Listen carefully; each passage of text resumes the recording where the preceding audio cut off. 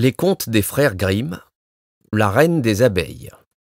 Il y avait une fois deux fils de rois qui s'en allèrent chercher les aventures et se jetèrent dans les dérèglements et la dissipation, si bien qu'ils ne revinrent pas à la maison paternelle. Leur frère cadet, qu'on appelait le petit Nigaud, se mit à leur recherche.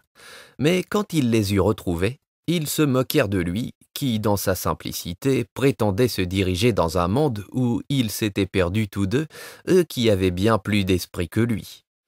S'étant mis ensemble en chemin, ils rencontrèrent une fourmilière. Les deux aînés voulaient la bouleverser pour s'amuser de l'anxiété des petites fourmis et les voir courir de tous côtés en emportant leurs œufs, mais le petit Nigaud leur dit « Laissez en paix ces animaux, je ne souffrirai pas qu'on les trouble. » Plus loin, ils trouvèrent un lac sur lequel nageaient je ne sais combien de canards. Les deux aînés en voulaient prendre une couple pour les faire rôtir. Mais le jeune s'y opposa en disant « Laissez en paix ces animaux, je ne souffrirai pas qu'on les tue. » Plus loin encore, ils aperçurent dans un arbre un nid d'abeilles si plein de miel qu'il en coulait tout le long du tronc. Les deux aînés voulaient faire du feu sous l'arbre pour enfumer les abeilles et s'emparer du miel. Mais le petit Nigaud les retint et leur dit « Laissez ces animaux en paix, je ne souffrirai pas que vous les brûliez. » Enfin, les trois frères arrivèrent dans un château dont les écuries étaient pleines de chevaux changés en pierre. On n'y voyait personne. Ils traversèrent toutes les salles et parvinrent à la fin devant une porte fermée par 3 serrures. Au milieu de la porte, il y avait un petit guichet par lequel on apercevait un appartement. Ils y virent un petit homme à cheveux gris, assis devant une table. Ils l'appelèrent une fois, 2 fois, sans qu'il parût entendre. À la 3e, il se leva, ouvrit la porte et sortit au-devant d'eux. Puis, sans prononcer une parole, il les conduisit à une table richement servie, et quand ils eurent bu et mangé, il les mena chacun dans une chambre à coucher séparée.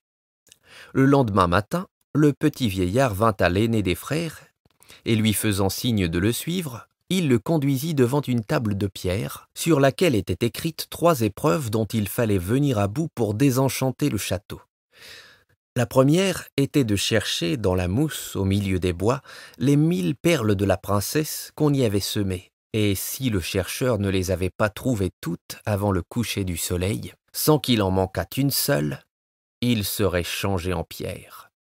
L'aîné passa tout le jour à chercher les perles, mais quand arriva le soir, il n'en avait pas trouvé plus de 100 et fut changé en pierre, comme il était écrit sur la table. Le lendemain, le second frère entreprit l'aventure, mais il ne réussit pas mieux que son aîné. Il ne trouva que 200 perles et fut changé en pierre. Enfin vint le tour du petit Nigaud.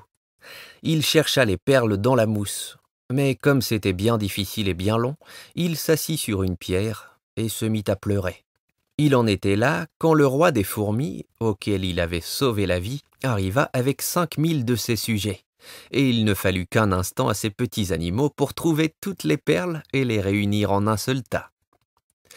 La seconde épreuve consistait à repêcher la clé de la chambre à coucher de la princesse qui était au fond du lac. Quand le jeune homme approcha, les canards qu'il avait sauvés vinrent à sa rencontre, plongèrent au fond de l'eau et en rapportèrent la clé. Mais la 3e épreuve était la plus difficile. Il fallait reconnaître la plus jeune et la plus aimable d'entre les 3 princesses endormies.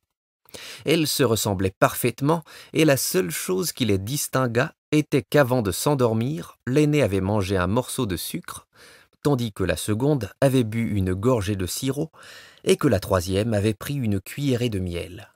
Mais la reine des abeilles, que le jeune homme avait sauvée du feu, vint à son secours. Elle alla flairer la bouche des 3 princesses et resta posée sur les lèvres de celle qui avait mangé du miel. Le prince la reconnut ainsi.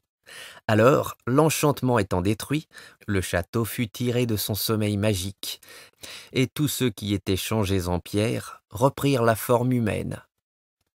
Le prétendu Nigaud épousa la plus jeune et la plus aimable des princesses, et il fut roi après la mort de son père. Quant à ses 2 frères, ils épousèrent les 2 autres sœurs.